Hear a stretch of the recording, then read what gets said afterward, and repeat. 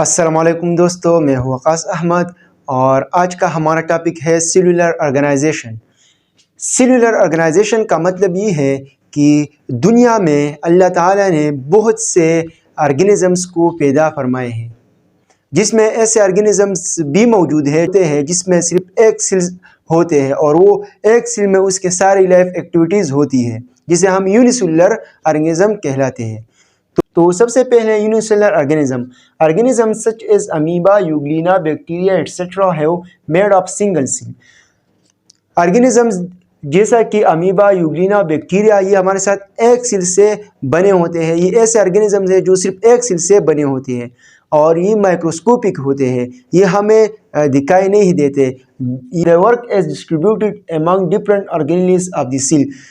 जब ये एक सेल से बनी होती है तो फिर जितनी लाइफ एक्टिविटीज़ है वो इसे कैसे परफॉर्म करती है, तो इसके लिए इस एक सेल में जो ऑर्गेनेल्स है वो ऑर्गेनेल्स उसकी लाइफ एक्टिविटीज़ को परफॉर्म करती है। जैसे कि अगर इसमें कंट्रैक्टाइल वैक्यूल होता है जो एक्सक्रीशन के काम करता है, इस तरह इसमें लाइसोसोम होते हैं जो डाइजेशन के काम करता है, जो फूड वैक्यूल को डाइजेस्ट करता है। इस तरह वो खुराक को अंदर करता है, जिस ये फूड वैक्यूल के फॉर्म में अंदर करता है। इस तरह इसमें गोल्गी बॉडीज भी होते हैं और इस तरह इसमें माइटोकॉन्ड्रिया भी होते हैं और माइटोकॉन्ड्रिया में फिर वो एनर्जी प्रोडक्शन करती है। तो ये सारे ऑर्गेनेल्स इसमें ये अपनी लाइफ एक्टिविटीज़ है वो सारे अपने ऑर्गेनेल्स में करती है। They are single-celled organisms, yet they are capable of carrying out all the vital activities of life.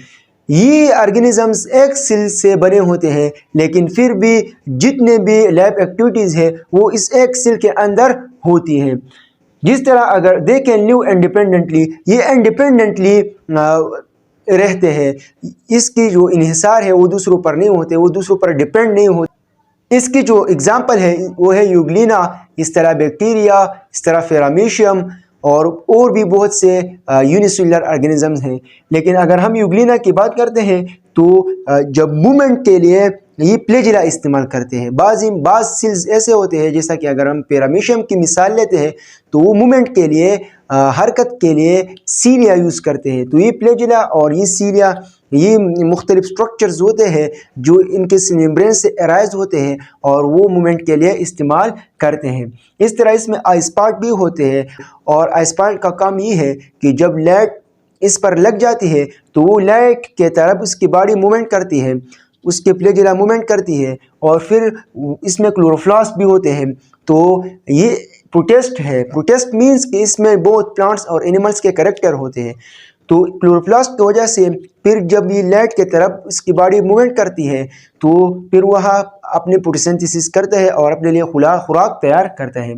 जब डार्कनेस होता है, जब लाइट चली जाती है तो फिर ये खुराक के तरफ, फूड के तरफ वो हरकत करती है और फूड को एनगल्प करती है और इसमें फिर लाइसोसोम होते हैं, बहुत से ऑर्गेनेल्स होते हैं जो इस फूड वैक्यूल को डाइजेस्ट करता है। और फिर इसमें कंट्रैक्टाइल वैक्यूल भी होते हैं जो फिर इसके जो वेस्ट प्रोडक्ट है वो एक्सक्रीट करते हैं, वो बॉडी से बाहर निकालते हैं। तो ये एक सेल के ऑर्गेनिज्म है और इसके जो ऑर्गेनेल्स इसमें मौजूद है वो इनकी लाइफ एक्टिविटीज़ को सरअंजाम देते हैं। इस तरह अगर हम बैक्टीरिया के मिसाल लें तो बैक्टीरिया में भी फ्लैजिला होते हैं और फ्लैजिला का काम ये है कि इसके मूवमेंट में मदद देती है। और इस तरह इसमें हमारे जो सेल होते हैं उसके न्यूक्लियस में डीएनए होते हैं, लेकिन ये प्रोकैरियोटिक है, इसमें न्यूक्लियस नहीं होती और मेम्ब्रेन बाउंडेड ऑर्गेनेल्स भी इसमें एब्सेंट होती है। तो इस वजह से इसकी जो डीएनए है वो जिस पोजीशन में सेल के, इस बैक्टीरिया सेल के जिस पोजीशन में मौजूद होती है तो वो हम उसे न्यूक्लियाइड कहलाते हैं। और न्यूक्लियाइड में क्या होता है, डीएनए होता है और डीएनए में इस बैक्टीरिया की इंफॉर्मेशन जमा होती है। इस तरह एक और एक्स्ट्रा सर्कुलर डीएनए भी इसमें मौजूद होती है और हम इस बैक्टीरिया को मुख्तलिफ पर्पसेस के लिए भी इस्तेमाल करते हैं। बायोटेक्नोलॉजी में हम इसे इस्तेमाल करते हैं और इस सर्कुलर जो डीएनए होते हैं इसमें हम जीन्स को भी इंसर्ट करते हैं और मुख्तलिफ पर्पसेस के लिए हम इसे इस्तेमाल करते हैं। तो इसके जो सिलवाल भी इसमें वो मौजूद होते हैं, कैप्सूल भी होते हैं और इस तरह सेल मेम्ब्रेन भी इसमें होते हैं और इस तरह हमारे साथ इसके अंदर बहुत से ऑर्गेनेल्स होते हैं जिनके लाइफ एक्टिविटीज़ को परफॉर्म करते हैं। तो ये हमारे साथ एक सेल के जो ऑर्गेनिज्म है, लेकिन उसकी जो लाइफ एक्टिविटीज़ है वो इस एक सेल में पूरे होते हैं। इस तरह हमारे साथ कॉलोनियल ऑर्गेनाइजेशन भी होते हैं। कॉलोनियल ऑर्गेनाइजेशन में ये जो सेल्स होते हैं वो कॉलोनीज के फॉर्म में इकट्ठे होते हैं, वो ग्रुप्स में आते हैं और एक कॉलोनी को बनाते हैं। जिस तरह ये एक कॉलोनी है, सेल्स की एक कॉलोनी है, इस तरह ये भी सेल की एक कॉलोनी है, इस तरह वो भी एक सेल की एक कॉलोनी है। और जब बहुत से कॉलोनीज इकट्ठे होते हैं तो हमारे साथ बिग कॉलोनी बन जाती है। वॉलवॉक्स इस कॉलोनियल ऑर्गेनाइजेशन के में जो मिसाल है वो है वॉलवॉक्स। वॉलवॉक्स एक ग्रीन अलगी है। ग्रीन अलगी का मतलब ये है, अलगे हम खाई को कहलाते हैं। खाई क्या है? ये एक्वेटिक प्लांट्स होते हैं, इसमें क्लोरोफिल होते हैं, ये सब्ज होते हैं और ये अमूमन उस जगह में उगते हैं जहाँ पर पानी होते हैं, और पानी के आसपास जो पत्थर होते हैं उस पर ये उग जाते हैं। और ये प्लांट के तरह इसमें फूल नहीं होते, इसमें स्टिम नहीं होते, इसमें वुड नहीं होते, लेकिन ये ग्रीन होते हैं। Common example of colonial organisation, volvox colonial organisation का एक आम मिसाल है। 100 of volvox cell make small volvox colony. बहुत से वॉलवॉक्स सेल्स इकट्ठे होते हैं और स्मॉल कॉलोनीज बनाती है, और इस तरह जब स्मॉल कॉलोनीज इकट्ठे होते हैं तो वो बिग कॉलोनी बनाती है, और फिर ये बिग कॉलोनीज उसकी बॉडी को बनाती है। Function perform by every cell and can not live independently. इसकी जो कॉलोनी में जो सेल्स होते हैं, जैसा कि ये सेल, तो ये मुख्तलिफ सेल्स एक दूसरे पर डिपेंडेंट होते हैं, एक दूसरे पर मुनहसिर होते हैं। ये इंडिपेंडेंटली अपनी ज़िंदगी बसर नहीं कर सकती, क्योंकि ये सेल, फॉर एग्जांपल ये सेल एक्सक्रीशन करता है तो ये सेल रिप्रोडक्शन करता है, इस तरह ये सेल इसके एनर्जी प्रोडक्शन करता है, तो इस तरह ये सेल मूवमेंट में हेल्प देता है। तो मुख्तलिफ सेल्स, इसके जो लैब एक्टिविटीज़ है वो मुख्तलिफ सेल्स के अंदर होते हैं। ऑर्गेनेलिस के बजाय इसके मुख्तलिफ सेल्स मुख्तलिफ लैब एक्टिविटीज़ को परफॉर्म करते हैं। तो ये जो सेल्स होते हैं कॉलोनी में, ये एक दूसरे पर डिपेंडेंट होते हैं, ज़िंदगी इंडिपेंडेंटली बसर नहीं कर सकती।